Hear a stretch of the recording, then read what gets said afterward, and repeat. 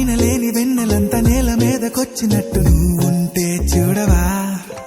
మంచువాన నన్ను ముంచనంట, వాన విల్లు మీద ఇల్లు కట్టెనెవ్వరంట.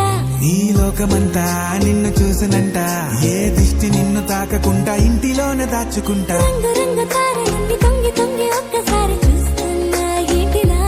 ఆ పైన లేని వెన్నెలంతా నేల మీదకొచ్చినట్టు నువ్వు